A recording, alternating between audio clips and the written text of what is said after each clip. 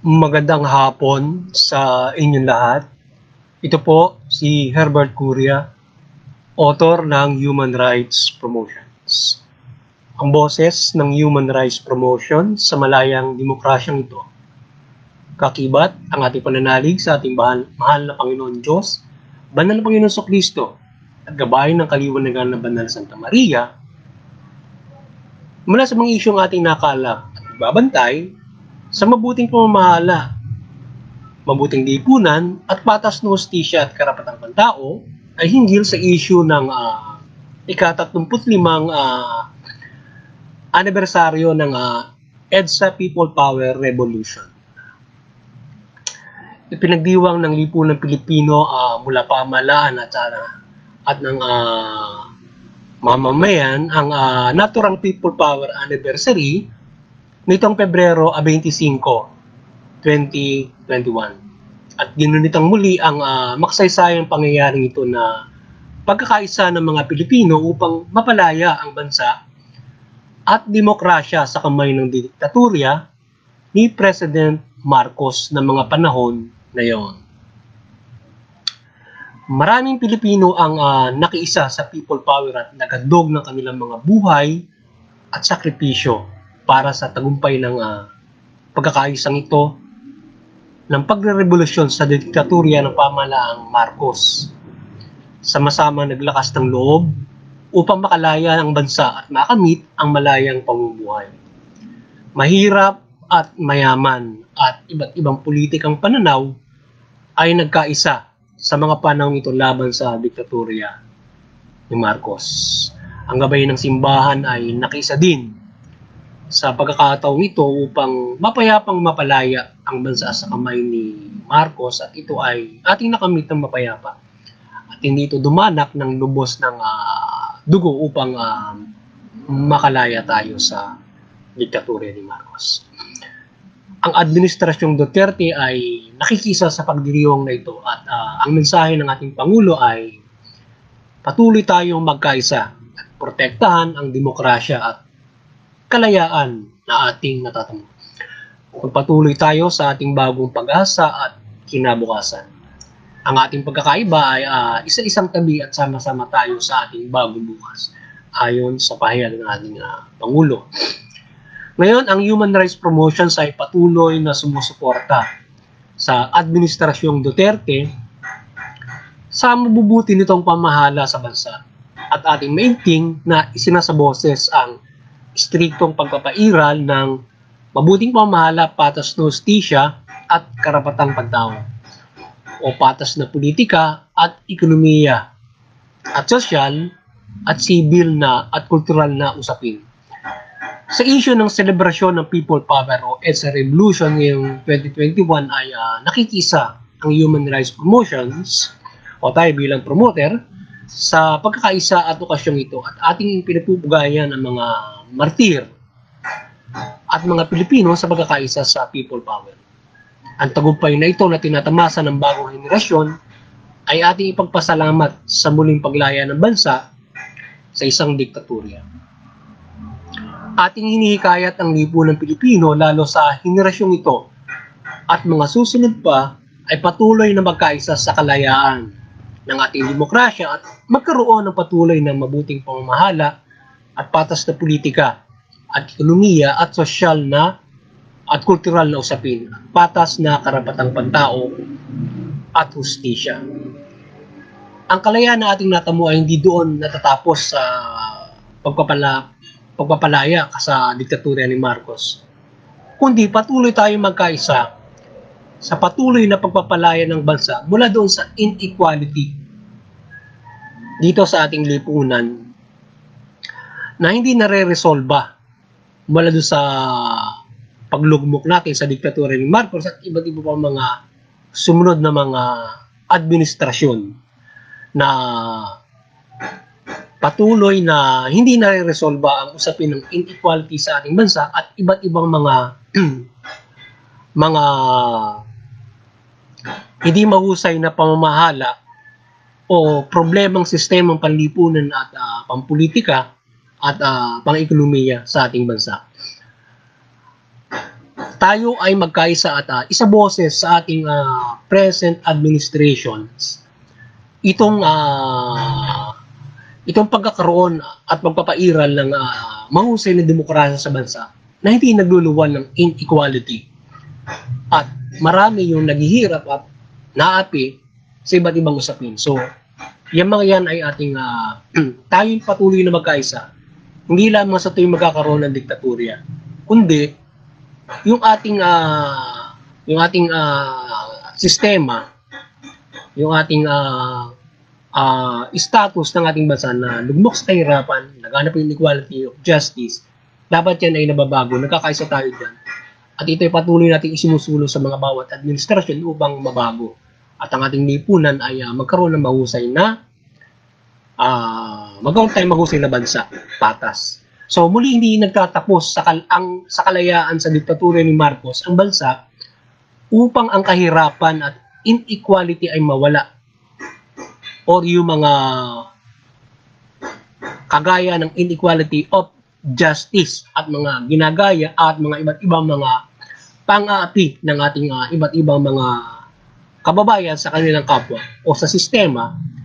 Sa mga usaping ito ay nagpapatuloy na kahit na malaya tayo doon sa diktatorya ni Marcos, pero yung tunay na ugat na problema sa ating bansa na hindi niya na-resolve, kundi nagsarili lamang siya para sa kanyang sariling kapakanan at kanyang mga crony, ay hindi na-resolve. At iba't ibang mga administrasyon na mga sumunod sa kanya. Hanggang ngayon na ito ay dapat natin isa boses na resolbahin itong ating present administration, na doon sa kanyang mga ginagawa ay ating isulong sa boses yung dapat na pag-resolve dito sa mga inequalities na ito, lalo na yun na dudulot ng kahirapan sa ating bansa. So ngayon yung inequality sa human rights na sa panahon ni Marcos ay patuloy na may inequality pa rin ngayon sa human rights, na dapat ito ay mawakasan yung mga inequality in human rights. So ngayon yung pamahalaan ng ating administration ay ating tulungan upang ang inequality sa human rights ay kanyang mawakasan ito at mapaigting yung human rights, which is ito yung basic na foundation ng democracy na dapat na napapairal yung pamamahala niya. At tayo ay tinatamasa dito sa demokrasya na ito, yung karapatan na yan. At sa lahat ng bagay. At iba't ibang mga usapin sa inequalities, sa politics, economic, social, civil, culture na mga usapin. So dapat yan ay nababago at yan ay ating isabol sa ating administrasyon at tayo ay magkaroon ng isang mahusay na pagre-reforma sa ating lipunan at tayo ay mabuhay ng maayos from that to patas. Kaya kung mababago natin yung ating sistemang pampolitika, ekonomiya, ang ating sistemang panlipunan, so magkakaroon tayo ng maayos na pamumuhay. So yun. Yung sinasabing problema ng diktatorya, kapag nagkakaroon pa ng lalo ng dagdag ng malaking problema, hindi na tayo nakakakaahon doon sa ating sinasabing kahirapan, pang-aapi, ang mga problema ng ating bansa. Lalo na nagkakaroon ng mga nagluluwan ng iba't ibang mga problema pa mula doon sa kahirapan na yan, na nagkakaroon ng mga rebelyon at nagkakaroon ng mga iba't ibang mga grabing kriminalidad. So ngayon yung pagre-reforma sa bansa ng ating politika, ekonomiya at ibang usapin at pagpapairal lubos ng human rights at patas na hustisya ay paigtingin at ating pagkaisahin na mangyari ito upang mamuhay tayo ng patas at standard sa pamumuhayan mula dun sa karapatan natin. At walang Pilipino yung maghihirap at naapi sa buhay kung may papatubad ng gusto at lubos yung karapatang pantao. So, standard kasi kapag nagpatubad yung human rights, wala mahirap. Lahat nakakamit natin yung ating pangangailangan sa buhay. So, yun yung pinakang basic life mo, maayos ka, standard ka. Maayos ang pamumuhay natin sa bansang ito.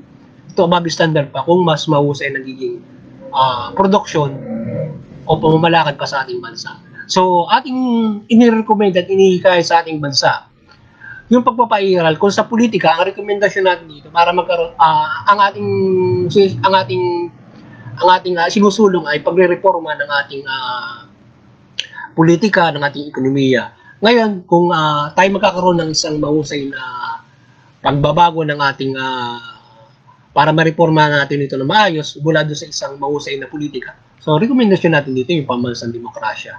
So, yan ay isang mahusay na politika na maaari natin gawing panibagong panutunan para tayo ay magkaroon ng isang mahusay na pamahalaan at pagpapatakbo ng ating bansang ito o pamamalakad ng bansang ito mula dyan sa pambansang demokrasyang yan. At pagkakaroon ng pagre-reforma dito sa ating sistemang ito o gawin nga natin itong i-reform natin o gawin natin itong i-change na nga naman natin ito sa pamamagitan ng pambansang demokrasya. Mahusay na politika. Ngayon yung sa ating pagpapunlad ng ating ekonomiya, industrialization. Yan ang isa sa mahusay na ating rekomendasyon sa lipunang Pilipino. So when say industrialization, syempre pagpapaunlad sa lahat ng mga industriya. Halimbawa sa ating agrikultura, paunlad rin natin yung ating agrikultura sa pamamagitan ng gagawin natin mahusay yung pagtatanim ng palay, gagawin natin mahusay yung pagtatanim ng mga livestock, yung ating pagkakaroon ng sa ating pangangalaga ng ating karagatan. So kung yung pagtatanim natin mga palay, mga corns yan, magkakaroon tayo ng mahusay ng makinarya para tayo makapag-agrikultura na maayos. So, aani tayo na mas lubos kesa doon sa tayo ay gagamit lamang ng mga sinaunang mano-mano na ginagamit natin. So, kung tayo ay mag-industrialize, mapapaganda natin yung pag-agrikultura natin sa ating bansa at makasusustento ito ng lubos. Ngayon, aside from that, ay yung pagpapaunlad sa iba't ibang mga bagay na tayo ay doon tayo magpo-focus para sa malaking bulk of production para sa pagpapaunlad ng ating ekonomiya na magbibigay ng maraming trabaho na tayo mismo, halimbawa kung tayo mismo yung gagawa ng halimbawa cellphone, yan. Mula nga sabi ko nga noon ay sa mga kampanya, mula pa ako hanggang eroplano at pwede natin gawin dito sa bansang ito from the industrialization natin mga yung kasing iba ay nagkakamali sa industrialization kasi pollution ang tingin nila sa industrialization. Hindi ba sa pollution ang industrialization. Pagpapaunlad dyan na tayo ay magkaroon ng isang mahusay na lipunan, yung ipasimento mo yung kalsada mo ay kasama yan sa industrialization at mahusay na agrikultura at mahusay na tayo may sariling industriya doon sa ating electronics, industriya sa ating iba't ibang mga bagay na ating pinakikinabangan sa ating pamumuhay. Gano'n lamang kasimple yung industrialization. So ngayon ay ating inikayat ang pag-resolve maliban doon ay ating inikayat dahil nga doon sa nangyari na tayo ay mayroong inequality, mayroon tayong iba't ibang mga usapin na pang-aapi kahirapan sa bansa mula doon sa pagkakalugmok sa diktatura ni Marcos, lumobo yung internal conflict. Lumaki dito sa ating bansa. So ngayon, yung ating position dyan ay ating hinihikayat ang lipunan ng Pilipinas suportahan yung internal peace process o yung usaping pangkapayapaan sa internal conflict para mawala yung labanan. So i-resolve yung pagre-reforma na instead na magreforma tayo sa pamamagitan ng na tayo lamang at yung pamahalaan, hindi natin dapat kaligtaan ang pagre-reforma doon sa kasama yung sa internal conflict. O doon nga tayo mismo maging venue, yung peace table. Dahil sila yung malaki na gustong mamahala at agawin yung pamahalaan.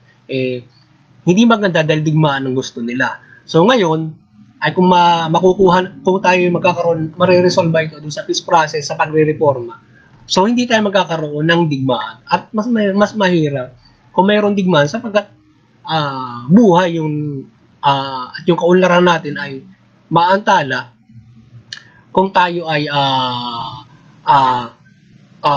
hindi lamang sa naantala ito kundi masasayang yung ating mga paunti-unting naipuntal. Gayunpaman, tayo ay hindi pa rin patuloy na aangat dahil nga doon sa patuloy tayong lugmo dahil nga sa ginagawang inequality sa bansa. Ngayon, nalagdagan pa ng internal conflict. So ngayon, inilalaban nila yan para kung mananalo sila, ay sila magpapaunlad ng ekonomiya at mamamahala. Gayunman ay mas mahusay na kung ano na itong ating meron ngayon ay sa pamamagitan ng mapayapang pamamaraan, mariresolba tayo ay hindi masyado mahihirapan doon sa ating pag-uusad sa ekonomiya sa kinabukasan. Kaysa kung maglalabanan at kung sino man yung mananalo ay magpapatuloy sa kinabukasan. Mahirap dahil sa kung hindi mariresolba sa pagre-reforma yung ating ugat ng problema sa lipunan, patuloy lamang yung mga bagay na yan na nais na mapalaya tayo dun sa ganung klase. Patuloy na mapalaya tayo dun sa ganung klase ng mga status natin sa buhay. Hindi yung pagkakaroon lamang ng diktador na pansariling interes at mga kabigya yung nakikinabang, kundi pangkalahatan. Palalayain tayo dun sa pangkalahatang problema ng sistema ng ating lipunan na marami yung umaabuso, gumagawa ng di mabuti. So, kinakailangan talaga natin lumaya para tayo magkaroon ng equality. So, pinapagpapalaya doon sa inequality ng ating bansa, yan ang dapat natin gawin. Ngayon, yung rekomendasyon natin diyan, pagre-reforma. O kaya palitan natin ng pambansang demokrasyang bansa, industrialisasyon. So, tayong lahat ay at pagpapairal ng ating human rights, patas. So, with that, mamumuhay tayo na maayos. So, yung mayaman, mahirap magkaisa tayo. Iba't ibang pananaw para dyan. So, ngayon, kung tayo ay patuloy na magkakanya-kanya, so, mahirap yan. Tayo ay mahihirapan na ma-resolve yung inequality at saka yung kahirapan sa bansa kung kanya-kanya tayo ng ating mga diskarte dyan.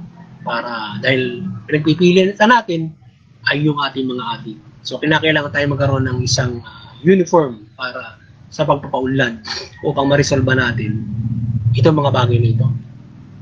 So ngayon ay naway maliwanagan ni Mother Mary ang bansa mula mayaman at mahirap sa ating pananalig sa kanya. At lahat ay mahikayat na suportahan na pagre-reforma sa bansa mula doon sa peace table.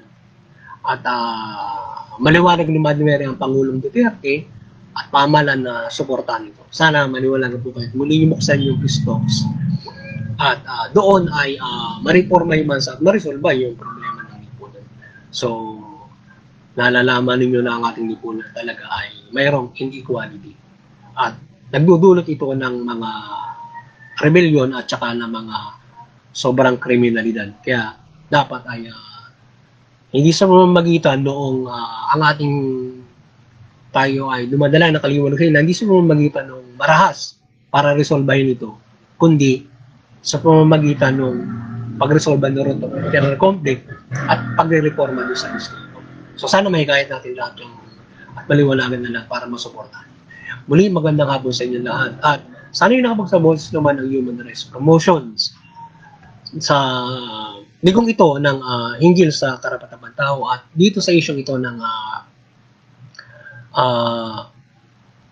ika-35 anibersaryo ng People Power sa ating bansa. Magandang hapon sa inyo lahat at God bless you.